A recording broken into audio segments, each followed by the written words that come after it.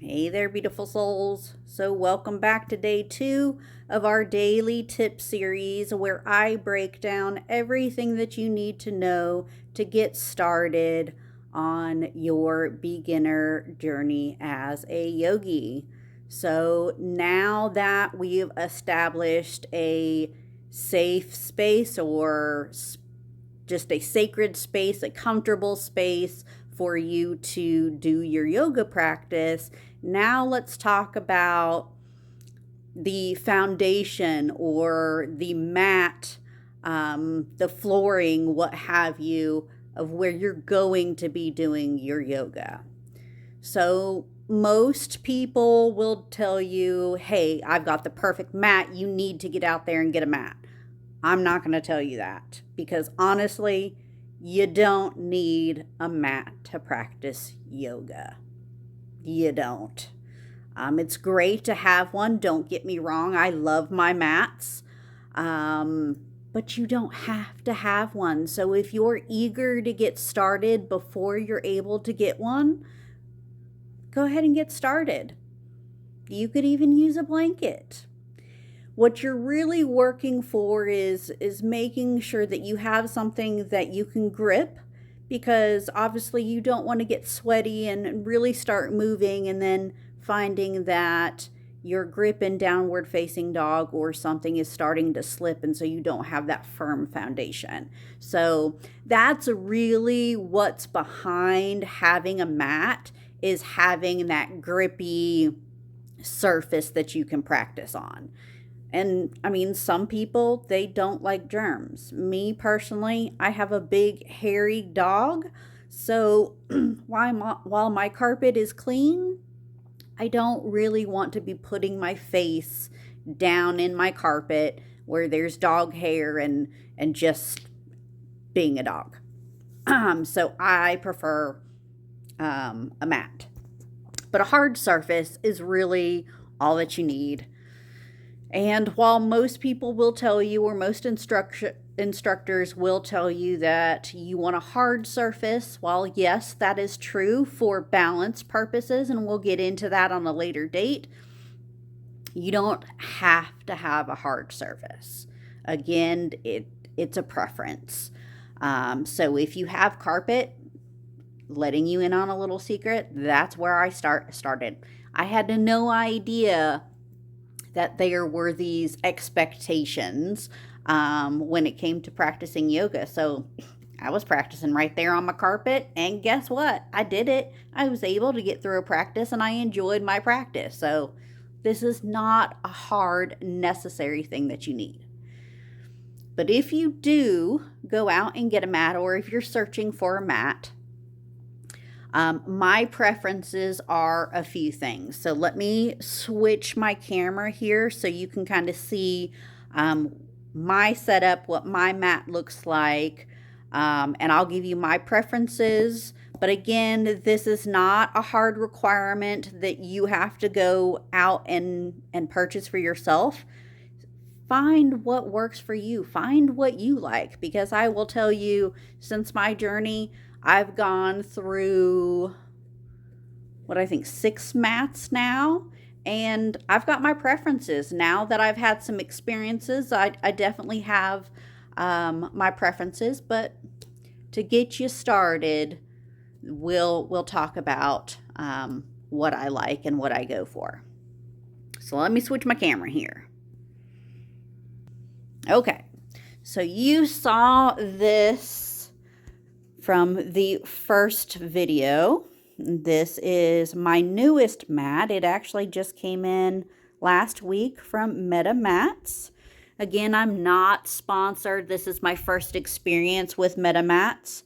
But so far, I really enjoy this mat. I mean, first off, look at it. It's gorgeous. The artistry on here is just phenomenal. And you can see down here, I'll show you again, that is the name of the artist. So it looks like Karen Schaefer.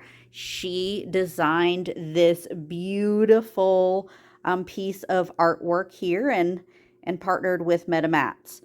So this is their alchemical growth, and I will tell you, they've got tons to choose from. But what I really like about this mat so far is the thickness. So I don't know how well you can see that, but it's pretty nice and thick here. And it's good cushioning. So for those of you who maybe have trouble being on your knees, like a little extra just cushion under your knees, this is one option that you have. And again, you're not stuck with Meta mats. You can go to your local Walmart, really anywhere that sells workout supplies, and find different kinds of mats to go for. So you've got the thickness, but the big thing that I look for is grippiness, because I have had mats where once I get a really good workout and going, if I'm doing, say, a power yoga sequence, my palms tend to sweat. And I don't like being in downward facing dog and not having a good grip and being able to ground through my hands. So for me, grip is like the number one thing that I look for. And then the thickness and overall the aesthetic of the mat, comes later. So you do probably see well, not probably, you see this hard surface I have under, there we go, under my mat here. And as I said earlier, you can practice on carpet. You could take this mat and put it on carpet and practice just fine. But for me, as I'm working balancing poses, I find that I like to have that grip for my feet. And it's really helped me advance my balance in my practice. So I have a life board, a yoga life board. See if you can see it here. Again, not sponsored. This is something that I just happened to stumble across on Amazon when I was looking for the options of, yoga boards out there. And there are a wide variety of yoga boards and different prices and everything.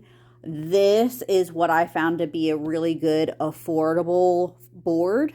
And I can take it anywhere. I can take it outside. I've taken it to the beach. I've taken it on several camping excursions, and I absolutely love it. So this is the hard surface that I usually put under my mat when I'm not practicing downstairs in my studio.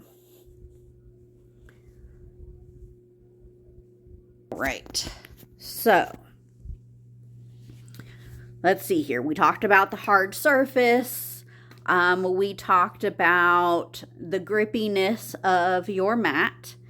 I'm trying to think if there's really anything else that I considered when I was looking for a mat.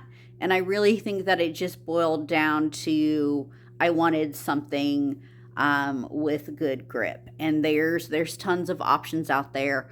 Like I said, wide variety of price ranges. You really just got to get out there, start, playing around, find whatever it is that works for you, that right mat. All right, so that's all the tips I have for you today. Come back tomorrow for day 3, where we talk about clothes. What do we wear when we practice?